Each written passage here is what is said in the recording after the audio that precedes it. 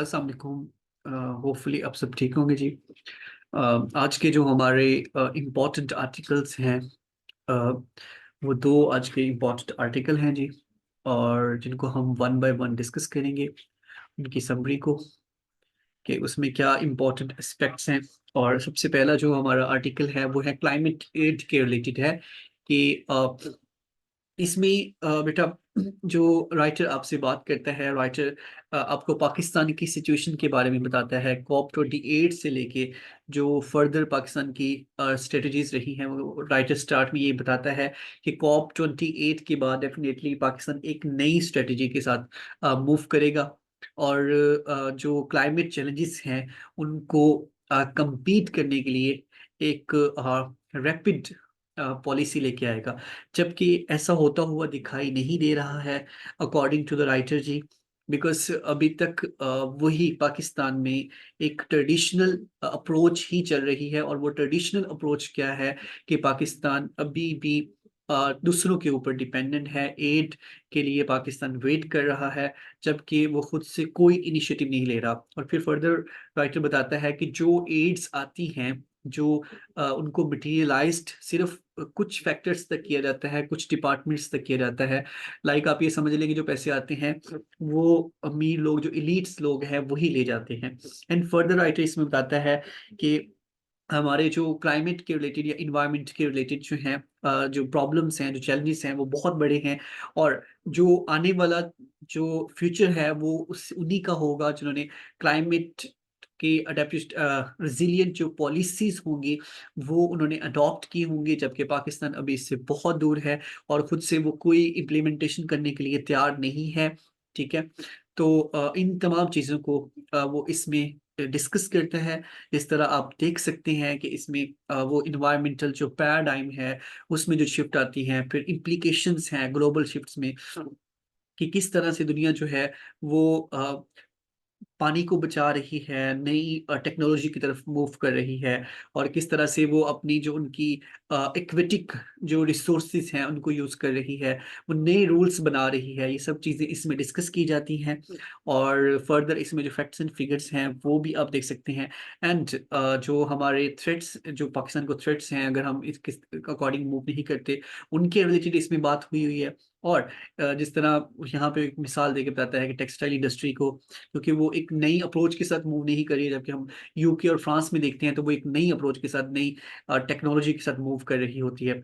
सो ये सब जो चीज़ें हैं, फिर डेफिनेटली जो 2022 का जो फ्लड था उसमें ऑलमोस्ट 20 मोर देन 20 मिलियन लोग जो डिस्प्लेस हो गए थे।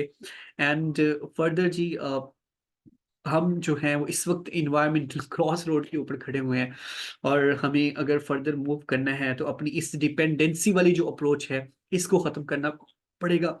और इन्वायरमेंटल सस्टेनेबिलिटी को या उसके अकॉर्डिंग हमें अपनी जो पॉलिसीज हैं उसको लेके चलना पड़ेगा। ये हमारा एक जो इम्पोर्टेंट आर्टिकल था, एक ये वाला था जी। और दूसरा जो हमारा इम्पोर्टेंट आर्टिकल है वो इंडिया के रिलेटेड है, बिकॉज इंडिया और पाकिस्तान हमेशा से एक हॉट टॉपिक रहता है। तो इसलिए ये बेसिकली जो रिसेंटली अयोध्या का इफ्तिताह हुआ, सॉरी, राम टेम्पल का इफ्तिताह हुआ था अयोध्या में, जो बाबरी मस्जिद को गिरा के बनाई गई थी, तो ये उसके रिलेटेड है। और राइटर कहता है कि उसने मोदी को वो जो वो एक्सपेक्ट कर रहे थे बीजेपी, कि उनको वो पॉलिटिकल गेन मिलेगा, वो उनको नहीं मिला। ठीक है।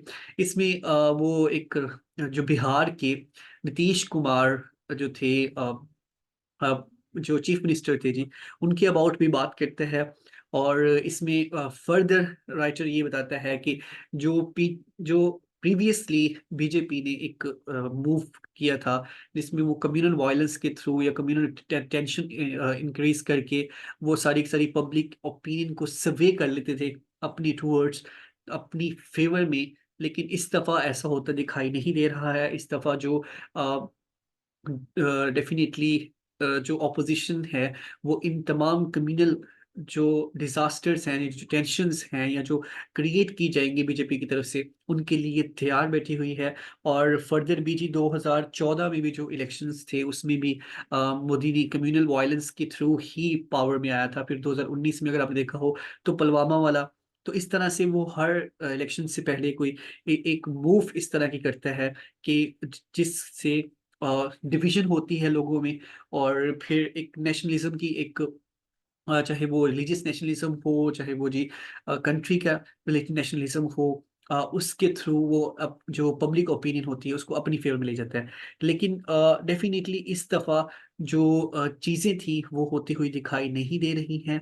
इस दफ़ा उनको जो पॉलिटिकल स्ट्रेटजीज़ हैं, लाइक जॉब क्रिएशंस हैं, फूड सिक्योरिटी है, तो इन्हीं ही स्ट्रेटजी के थ्रू काम करना पड़ेगा, और ये अकॉर्डिंग टू राइटर ये इससे ज़्यादा इफेक्टिव होंगी कंपैरेटिवली कि अगर मोदी पुरानी जो अप्रोचेस है उनके थ्रू मूव करता है, क्योंकि अब वो इफेक्टिव नहीं रही जैसा कि वो पहले थी। फर्दर राइटर इसमें जो ऑपोजिशन है उसको भी कुछ सजेशंस देता है कि उनको बीजेपी जैसे एक विशियस पार्टी से निपटने के लिए जो इंडिया की एक जो पॉलिटिकल स्पिरिट है, जो उसकी डेमोक्रेसी की स्पिरिट है, उसको रिट्रीट कर रही है, उसकी सेकुलर जो इसकी इमेज है, उसको रिट्रीट कर रही है। उसके लिए इनको यूनाइटेड होके मूव करना पड़ेगा, और इन तमाम चीज़ों को एक प्रूडेंट अप्रोच के साथ उनको हैंडल करना पड़ेगा। अपनी जो कॉन्फ्लिक्ट्स हैं, उनको साइड पे रख के, उनको यूनाइटेड होके बीजेपी के अगेंस्ट निकलना होगा जी। देन ही वो बीजेपी को काउंटर कर सकेंगे। फिर इसमें वो कुछ एग्जांपल्स देता है कि कुछ स्टेट्स हैं वहाँ पे जहाँ पे इस तरह के काम हो सकते हैं कम्युनिस्ट के रिलेटेड, एंड वहाँ पे जो बीजेपी है वो अपनी सपोर्ट भी खोती जा रही है। तो वहाँ पे भी इनको एक स्ट्रॉन्ग अपनी अलायंस या कोलिशन क्रिएट करनी होगी। सो ये हमारे आज के 2 इम्पोर्टेंट आर्टिकल थे जी। अगर आपको ये बेनिफिशियल लगे तो वीडियो को शेयर करें, चैनल को सब्सक्राइब करें। Thank you so much.